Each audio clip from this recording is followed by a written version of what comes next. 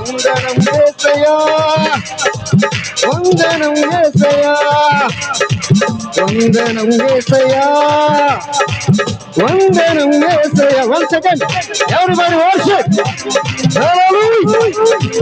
వందనం యేసయ్యా, వందనం యేసయ్యా, వందనం యేసయ్యా, వందనం యేసయ్యా. నీవు చేసిన వేళకు, నీవు చూపిన కృపలకు, నీవు చేసిన వేళకు, నీవు చూపిన కృపలకు.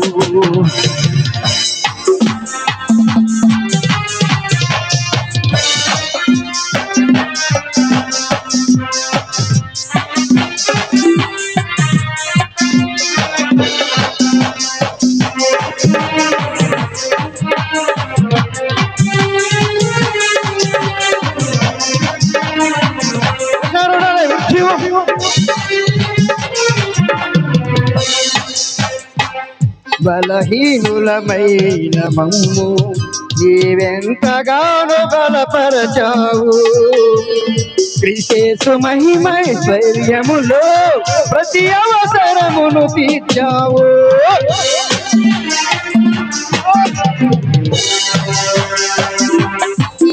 బలహీనులమైన మమ్ము నీవెంతగానో బలపరచావు.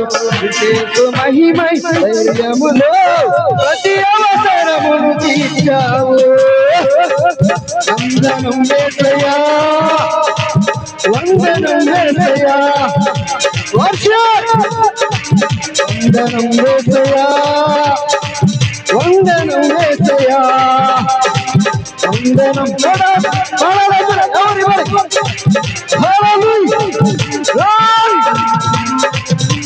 వందనం యేసయ్యా, వందనం యేసయ్యా, వందనం యేసయ్యా, వందనం యేసయ్యా. నీవు చేసిన వేళకు, నీవు చూపిన కృపలకు, నీవు చేసిన వేళకు, నీవు చూపిన కృపలకు. వందనం యేసయ్యా, వందనం యేసయ్యా, వందనం యేసయ్యా, వందనం యేసయ్యా, వందనం యేసయ్యా, వందనం యేసయ్యా, వందనం యేసయ్యా, వందనం యేసయ్యా. హల్లెలూయా.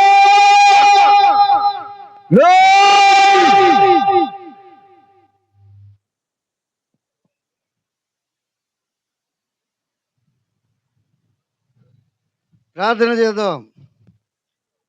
దయగలిగిన ప్రభువా, మహాగణుడా, మహోపకారి, పరిశుద్ధుడా, ఈ స్థలంలో నీ ఆత్మ సంచరింపజేస్తున్నందుకు వందనాలు. అద్వితీయ దేవుడవు, గొప్ప తండ్రి, ఇది నామ ఘనత మహిమ కొరకే, మాకు కాదు యెహోవా, నీకే స్తుతులు.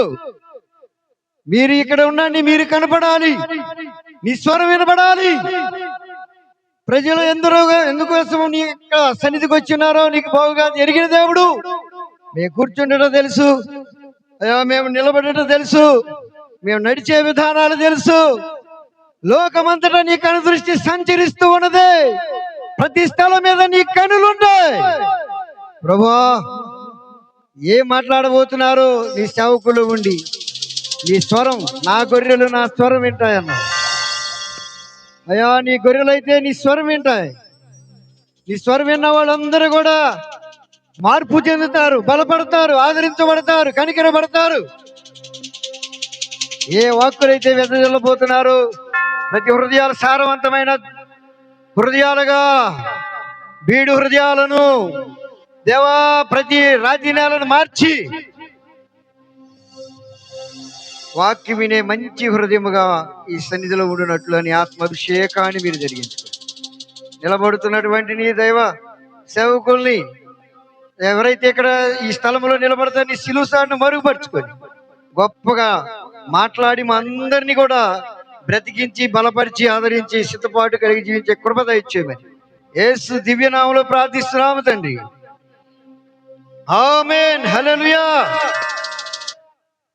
ఈ సమయంలో మరి పేపర్లో ప్రకటించబడిన రీతిగా మరి రెవరెండ్ మేరీ గ్రేస్ అక్క గారిని వేదిక మీదకి ఆహ్వానిస్తున్నాం. అదే రీతిలో రెవరెండ్ మరి ఐజక్ సెమలయ్య గారిని కూడా వేదిక మీదకి ఆహ్వానిస్తున్నాం. అదే మా చిన్నక్క గారిని కూడా వేదిక మీదకి ఆహ్వానిస్తున్నాం. వయసులో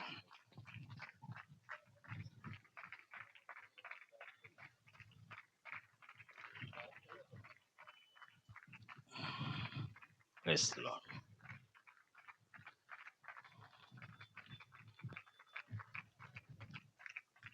ప్రైస్ లార్డ్. హల్లెలూయా.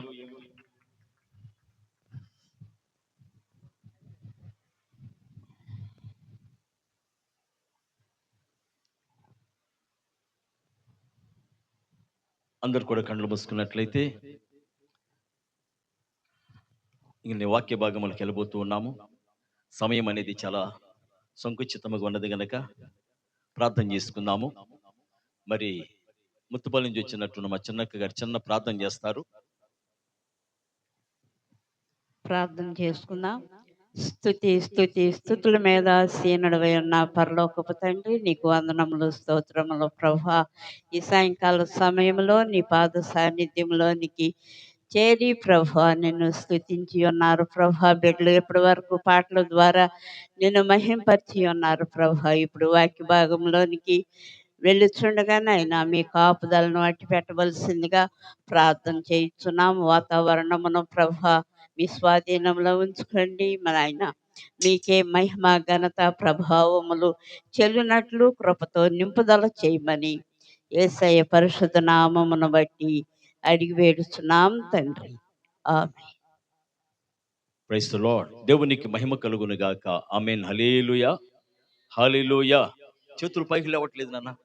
హల్లెలూయా. అందరూ సంతోషంగా ఉన్నారా? సంతోషంగా ఉన్న వారందరూ గట్టిగా హల్లెలూయా చెప్పండి. హల్లెలూయా. ఈ సమయంలో మరి మా పెద్దక్క గారు దేవుని యొక్క వాక్యాన్ని అందిస్తారు.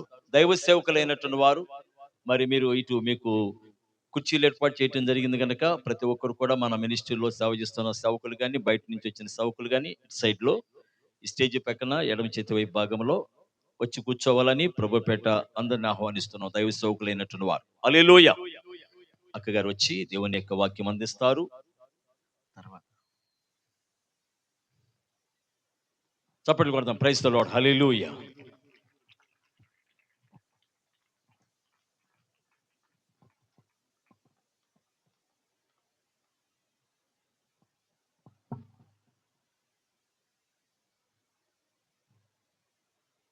దయచేసి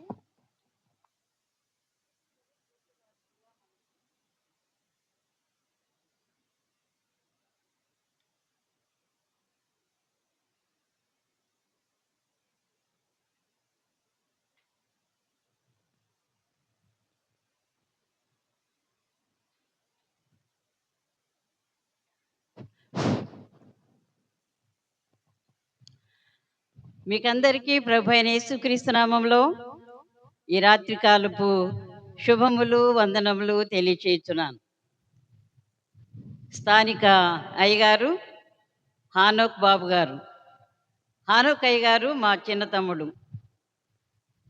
దైవ సేవకులు ఎంతో కష్టపడి ప్రయాసతో ఏర్పాటు చేసిన ఈ సభలను బట్టి దేవునికి నేను ఎంతగానో వందనాలు తెలియచేస్తున్నాను.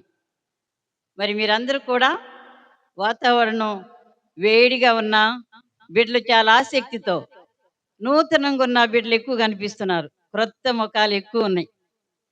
నాకు తెలిసిన వారు చాలా తక్కువ మంది ఉన్నారు. చాలా సంతోషం మీరందరు రావటం.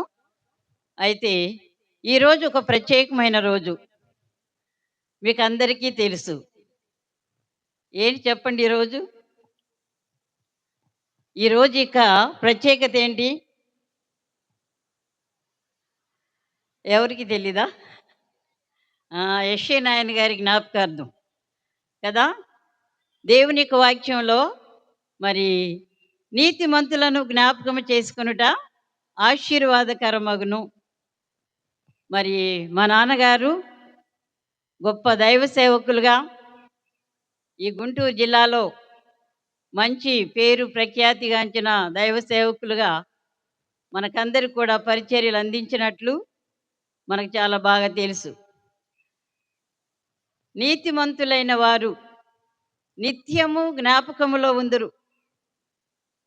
సంకీర్తన 112:6 నీతిమంతులైన వారు నిత్యము ఎల్లప్పుడూ జ్ఞాపకంలో ఉంటారంట.